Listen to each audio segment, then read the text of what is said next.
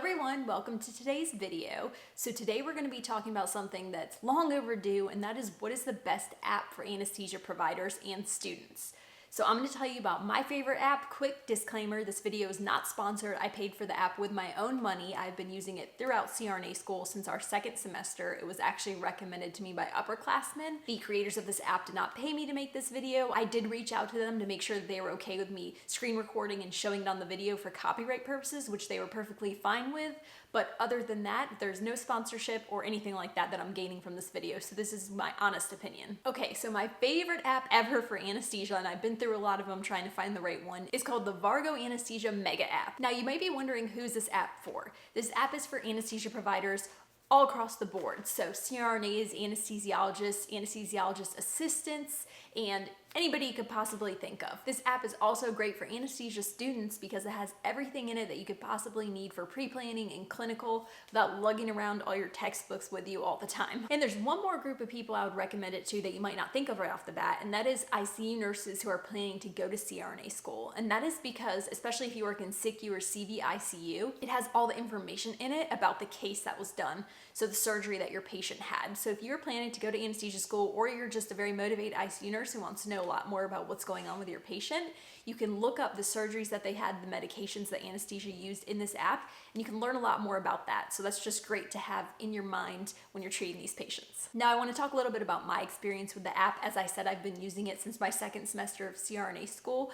I've used it every time I've pre-planned, which was a huge time saver. And then I figured out when I was looking up stuff for pre-planning, I was actually studying because the information in this app is cross-referenced with all of the textbooks. So it's accurate information. The person who created this app is an anesthesia provider. Let me tell you a little bit more about that because it's a really cool story. So when he was training, apps weren't a really popular thing yet. We didn't have all these smartphones and all that stuff. So he had a BlackBerry and he started putting all of his notes into his BlackBerry in different folders and organizing them really well so that he could use them in clinical and when he was studying, and then so that he could have them after he graduated and started working on his own so that he could use them. And somebody suggested to him one day, why don't you make that into an app? And that's how it happened. So he ended up creating an app over a long period of time. When he was creating the app, he looked up everything in textbooks, made sure everything was completely accurate. He stays up to date with all the current literature. There's updates available for the app, so it's very reliable information. Tons of people in the anesthesia world have this app. My preceptors had it, most of them had it, I had it, all the other classes around me had it, plus my class. And when preceptors didn't have it and I would show it to them because they'd be like, what are you looking at, or how are you looking that stuff up? I would show them the app and they would be like, how do you get that? And they would buy it. So that just speaks to how valuable this is. Okay, I've made you wait long enough. Now I'm gonna show you the app. So I'm gonna take you over to my iPad. You like my childproof case here because can't give a 1-year-old an iPad, but I'm gonna screen record and show you through it. Okay, so we are here on the home page, and as you can see, everything is separated into different categories.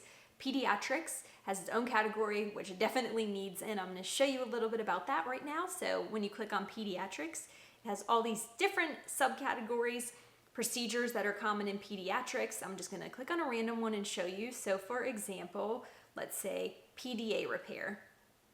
So you go through this and it shows you about the operative procedure, pre-op assessment, what you'll need to prepare, what kind of meds you would want to draw up and have available, if you need blood available, everything you could possibly think of, the induction, the airway, the estimated blood volume, which is very important for pediatrics, what kind of lines you'll need, what kind of anesthesia you should give, and then possible complications, contraindications, anything you could possibly need. So we'll back out of that and we'll go further a little back because I want to show you this equipment and tables, which was a complete lifesaver when I was in clinical.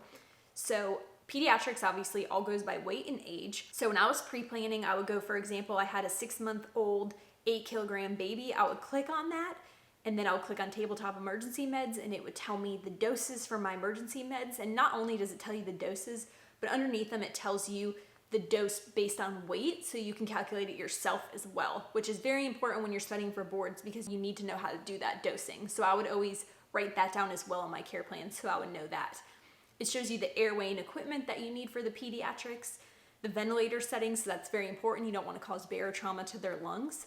The vital signs, which are different than that of an adult, so you need to know that when you're looking at the monitor. The doses for all the medications besides the emergency medications, and the different routes such as IV, IM, intranasal, things like that. And then it shows you how to calculate fluids. So you can have that there. It shows you the different kind of boluses you can give, emergents, antibiotics, really anything you can think of. Okay, so let's go back and look at case tips. So we're backing out of pediatrics. So this is all the cases you could possibly imagine. I use this so much and learned so much about different cases. I'm gonna click on a case that I really like to do. And let me find one, a lap chole. This is a pretty common case too, so this is a good one to look at first. So just like pediatrics, it tells you everything about the case. I'm gonna go kind of slow so you can see it. What I really like is it also tells you about the surgery and the anatomy, how long it'll take, the estimated blood loss, the position, complications. Okay, I'm gonna try to pick another one that's a little more complicated to show you what that looks like. I'm looking for a carotid endarterectomy because I really like doing those cases. Okay, here it is. So, like the other one, it shows you the anatomy, shows you all the assessments you'll need to do pre-op and post-op, everything that you'll need during the case, positioning, what you need to worry about, what could be damaged, facts about people with carotid disease that would be getting this surgery, everything you could think of. So great. I love these cases actually. They're really fun because you get to do a lot of blood pressure management up and down. Okay, going back. So I'm not gonna show you every single case in here obviously, but just look how many there are, and they're alphabetical. There is so many. We'll go to drugs. So drugs, you can look them up by category or name. I'm gonna go by name just because I like to do it like that. It's easier for me. So right here is the little cheat sheets: antibiotic dosing, ACLS drugs and dosing, awake nasal intubation, awake oral intubation, and that's something you also don't do very often.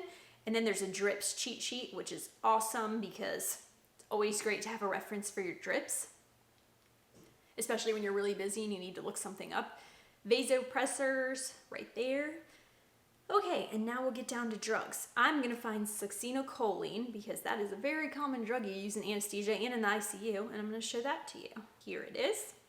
So, it tells you what kind of drug it is, how it works, what all the different doses are based on route, what kind of side effect it has and why, the adverse side effects. Also, there's a section here about giving it to people with a pre-existing condition that causes upregulation of nicotinic acetylcholine receptors, which is something that you really need to worry about, and it's also something that we really need to know for boards, so this is great to see every time I look up sucks. Then it tells you all about how it affects different conditions, very in detail, and that's great. And every other drug is like this too. Has so much information in here. One more thing that's really awesome is it tells you how to reconstitute drugs. Okay, so backing out of here, I'm gonna show you the next thing, local anesthetics. It has all those listed separately because that is important to know. Click on one, show you. It just looks like everything else, shows you all about that medication. Move on to TIVA, which is a total IV anesthetic. So it tells you different methods for TIVA cocktails, which is great because we don't use this all the time, so it's something you may need to look at, or you might just want to get an idea of how to do it a little bit differently if you have different drugs than you normally have, or if the person has a reason that you can't give them what you normally give them. Anticoagulation and reversals is a great one because you really need to worry about bleeding in surgery, and if people are anticoagulated,